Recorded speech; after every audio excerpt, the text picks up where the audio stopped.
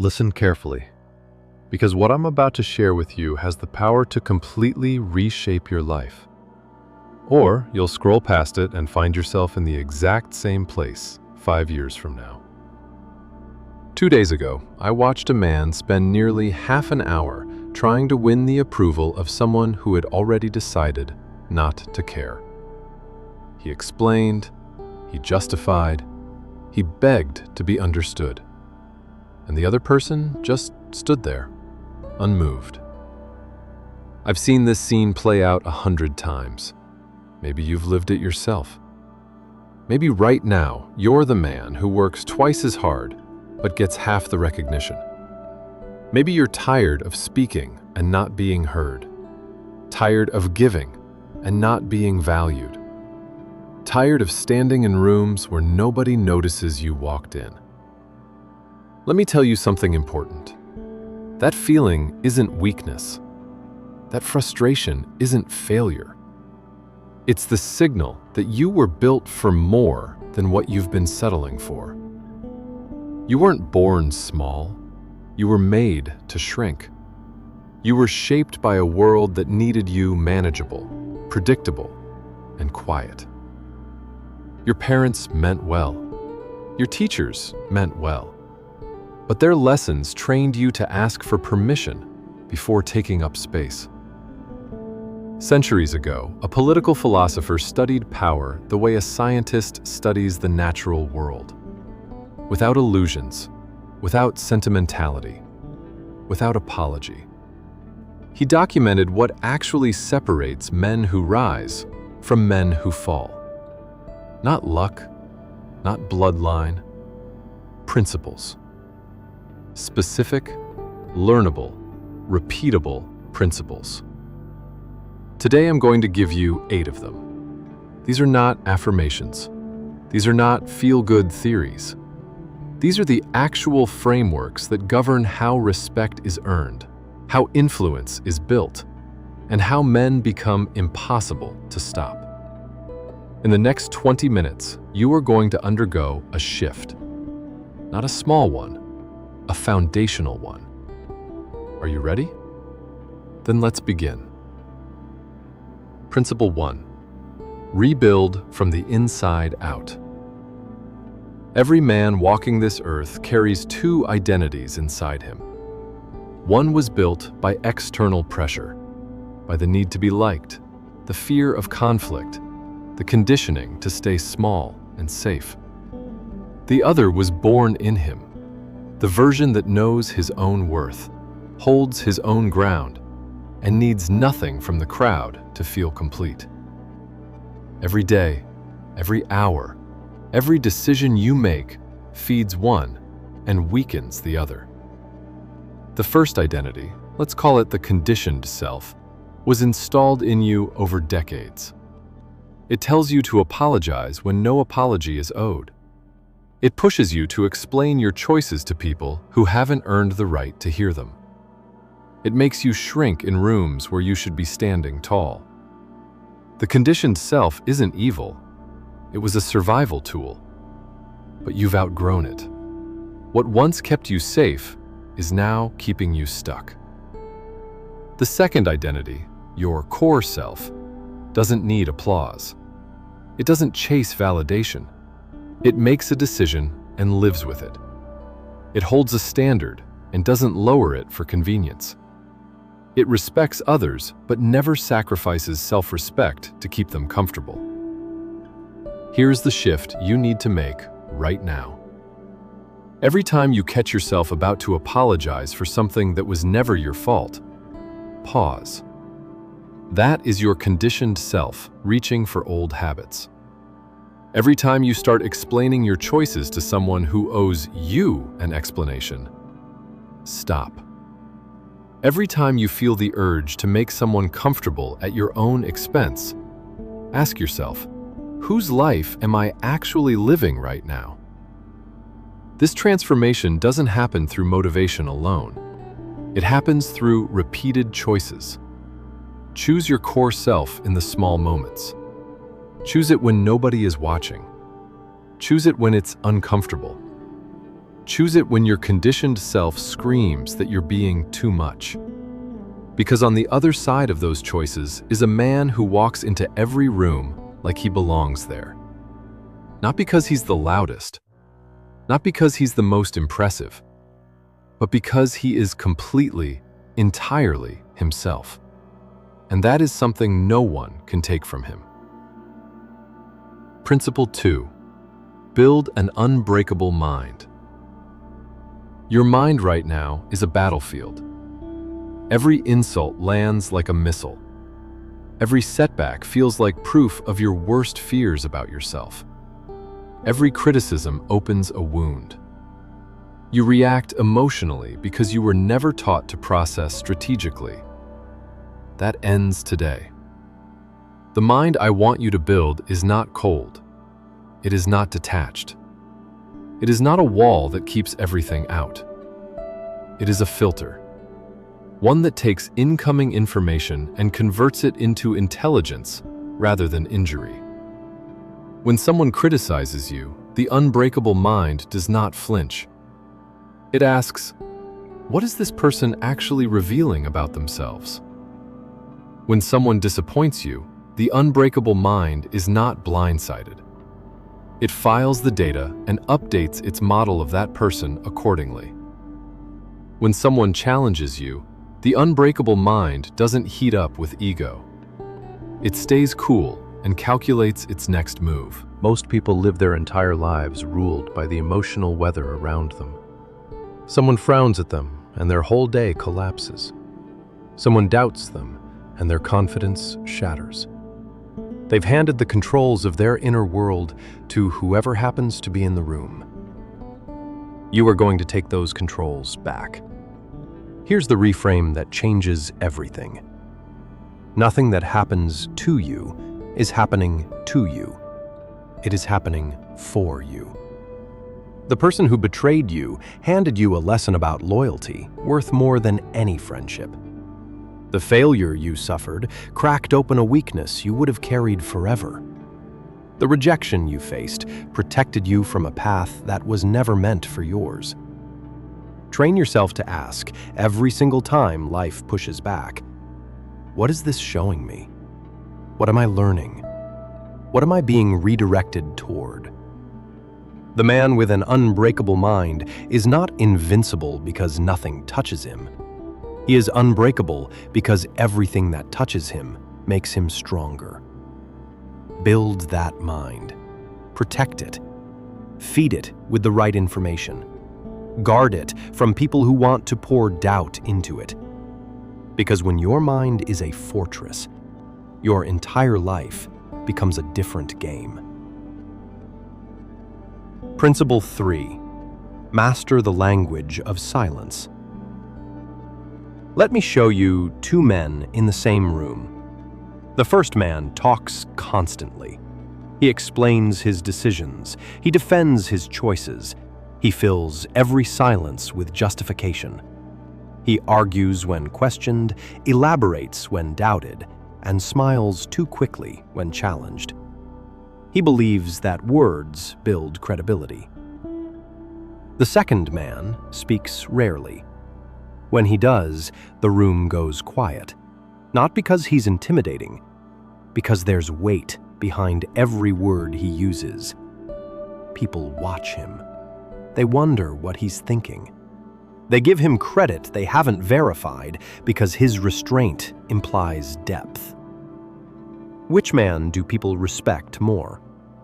The answer is obvious, and the reason matters. We live in a world of noise. Everyone is performing, explaining, broadcasting. The man who doesn't perform immediately stands out. The man who doesn't explain invites curiosity. The man who doesn't broadcast his every thought becomes magnetic. Silence is not emptiness. Silence is control. When you choose not to react to every provocation, you are demonstrating mastery over your own emotions. When you choose not to explain yourself to people who challenge you, you are communicating that their approval is not your concern. When you choose not to fill every quiet moment with chatter, you are signaling that you are comfortable in your own company. And that is one of the most attractive qualities a human being can possess. Practice this starting now. When someone says something provocative, resist the urge to fire back immediately. Let the silence do the work. When someone questions your decision, try responding with calm acknowledgement rather than a full defense. When someone pushes for a reaction they can use against you, deny them. But understand this: silence only has power when it comes from a place of genuine confidence. Silence from fear is just avoidance. Silence from strength is strategy. Learn the difference by knowing why you are choosing quiet. If it's because you don't want conflict, that's your conditioned self. If it's because you've already made your decision and their opinion won't change it, that's your core self. Speak when your words will carry weight. Stay quiet when speaking would only give others ammunition.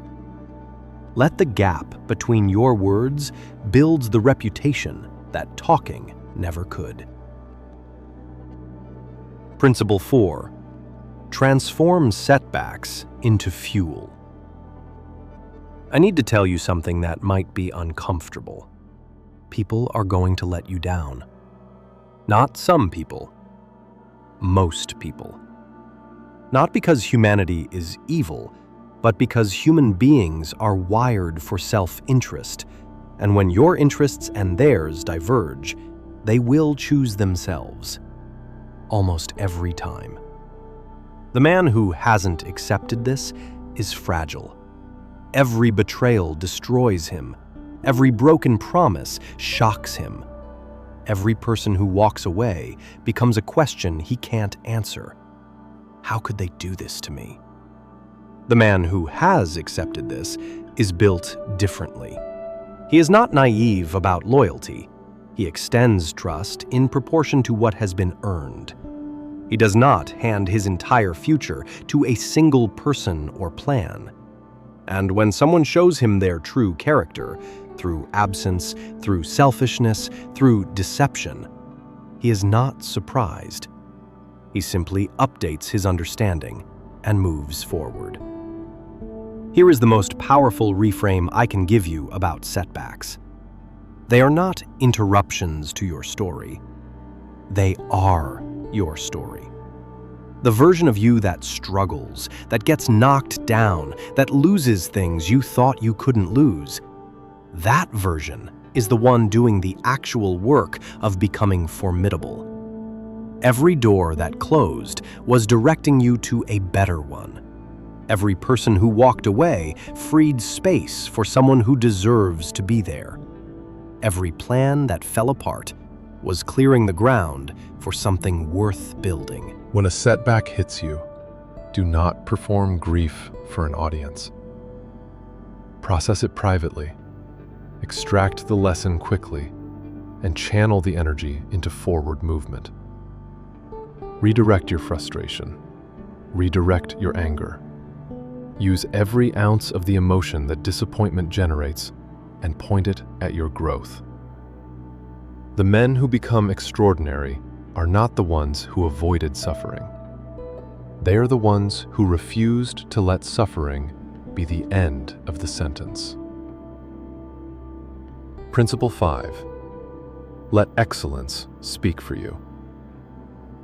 Here is what low-confidence men do when they're criticized. They argue, they explain, they defend. They spend enormous energy trying to prove the critic wrong, in a debate that was never going to be won with words. And here is the problem. Every minute you spend in that argument is a minute you are not spending building something undeniable. Your critics do not need to be convinced. They need to be made irrelevant. And the only thing that makes a critic irrelevant is results so clear, so consistent, and so visible that their words simply cannot compete. Stop trying to win the argument. Start winning at the actual game. When you excel at your craft, something interesting happens to criticism. It doesn't disappear, but it changes. The people who once said you couldn't, who doubted your capability, who questioned your vision, they don't admit they were wrong. What they do instead is go quiet. Or they watch from a distance with an expression that sits somewhere between respect and envy. And envy, stripped of its mask, is just admiration that hasn't found its voice yet. Let your work carry the conversation. Let your results answer the questions. Let your progress make the arguments pointless. This is not passivity. This is strategic redirection of energy. Every hour you stop spending on defending yourself is an hour you start spending on becoming someone who doesn't need to. There will always be people who dislike what you do, who misread your methods, who project their limitations onto your potential. This is not a problem to be solved. It is a feature of doing anything meaningful in public. Use it. Let doubt fuel your discipline. Let dismissal sharpen your focus. Let every person who underestimated you become one more reason to go further than they thought possible. Excellence is not just an outcome. It is the loudest statement a man can make. Principle 6. Engineer your reputation. Before you speak a single word to someone new, they have already formed an impression of you. Studies suggest it happens in seconds. That impression will determine how much weight they give your words, how much respect they extend, and how much power they allow you to have in their world. Most men leave that impression entirely to chance. They walk in unprepared, present themselves inconsistently, and wonder why they're not taken seriously. You are going to be deliberate. Your reputation is not just your resume or your achievements. It is the total experience of being around you. It is the energy you bring into a room before you open your mouth. It is how you respond when things go wrong. It is what people say about you to others when you're not there. It is the story that forms about you in the minds of everyone who observes you over time. That story is being written whether you're paying attention or not. You might as well be the author. Start with your physical presence. How you carry yourself communicates everything before words do. Stand with intention. Move with purpose. When you speak, speak at a pace that signals you're not in a hurry to be approved. When you're silent, be comfortably silent, not anxiously searching for something to say. Control what you reveal. You don't need to share your entire story with everyone. Mystery builds interest. Restraint builds respect. The more selectively you share, the more value each piece of information carries. Be consistent. This is perhaps the most underrated element of reputation. The man who is the same person under pressure as he is under praise, who doesn't shift his values based on who's in the room, who keeps his commitments even when inconvenient, that man becomes something rare and powerful, predictably trustworthy. And in a world full of people who perform one version of themselves in public and another in private, that consistency is magnetic. Most importantly, let your actions be louder than your self-description. Don't tell people who you are. Show them. Then let the reputation build on its own. Principle 7. Make discipline your identity. Excellence is not a moment. It is not what happens when the stakes are high and the pressure is on. It is not what you perform when the cameras are rolling. Excellence is what you do at 5 a.m. when no one will ever know whether you got up or stayed in bed. It is how you treat the person who can do nothing for you. It is the standard you hold when You're tired. When you're frustrated. when life has given you every reason to lower the bar. Those invisible moments are where character is formed. And character is the foundation that every visible achievement is built on. Most men are waiting for the right conditions, the right time, the right motivation, the right opportunity. High-performance men know that conditions never become right on their own. They create the conditions. They move forward without permission from their feelings. They do the work when it's difficult, specifically because it's difficult. Because they understand that every hard thing they choose builds the kind of person who can handle even harder things. Comfort is not your enemy because it feels good.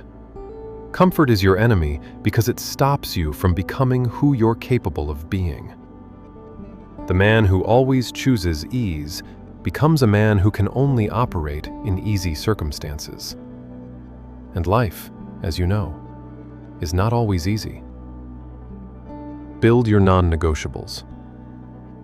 The things you do, regardless of how you feel, regardless of what else is happening, regardless of who's watching. Your morning routine, your commitment to your craft, your physical training, your word kept even when it costs you something. These are not just habits, they are declarations. Every time you honor a commitment to yourself, you build a kind of internal trust that eventually becomes unshakable self-belief. Not the kind that needs to be performed or announced, the quiet kind. The kind that makes you calm in situations that make other men panic. Other men will tell you you're too serious, that you need to relax, that you're making your life harder than it needs to be. Smile. Keep moving. Those same men will eventually look at your life and ask how you got there. Discipline is the answer. It was always the answer. Principle 8. Become completely unstoppable. This is where everything converges. You have spent most of your life waiting for external validation to feel like enough, waiting to be picked, promoted, praised, noticed, waiting for someone to give you permission to believe in yourself fully. And that waiting has cost you more than you know. What I'm going to tell you now is the principle that ties every other one together. Your power was never outside you. It was always internal. And the moment you stop outsourcing your sense of worth to other people's reactions, something inside you that has been sleeping wakes up. The unstoppable man is not someone who never gets hurt. He gets hurt. He is not someone who never doubts himself. He doubts. He is not someone who never fails. He fails, repeatedly, and sometimes publicly. What makes him unstoppable is not immunity to these things. It is his refusal to let them define the outcome. He has rebuilt his inner world from the conditioned self to the core self. He has trained his mind to function as a fortress rather than a battlefield. He uses silence as a strategic tool rather than an anxious filler. He converts every setback into information and every disappointment into fuel. He lets his excellence make arguments irrelevant. He engineers his reputation with intention, and he shows up with discipline on the days it matters most, which is every day. When you combine these 8 principles, you become something that the world genuinely cannot stop. Not because you're without weakness, but because your weaknesses no longer control your decisions. Not because life stops throwing obstacles, but because obstacles no longer throw you. People will try to test you. They will look for the buttons that used to work. They will probe for the insecurities that used to send you spiraling. And they will find nothing. Not because you've become a machine, but because you've become a man who knows exactly who he is and exactly where he's going. And no one else's confusion about that will slow him down. You are not waiting for the right moment anymore. This is the moment. You are not waiting for someone to believe in you. You believe in yourself now. You are not asking for permission. You are moving forward, building in silence, rising without announcement, and letting the results do the work that words never could. The man who started reading this and the man finishing it are not the same man. Something has shifted. Hold on to that shift. Reinforce it daily. And go build the life that has been waiting for you this whole time. You are unbreakable. You are undeniable. You are unstoppable. Now go prove it. And before you go, if this shifted something in you, if even one of these principles landed differently than anything you've heard before, then do one thing right now. Hit that subscribe button, because this is just the beginning. Every week I bring you the kind of truth that most people are too comfortable to say out loud. The principles that actually build men, not just motivate them. Subscribe, turn on the notifications, and let's keep building together. The best is ahead of you. I'll see you in the next one.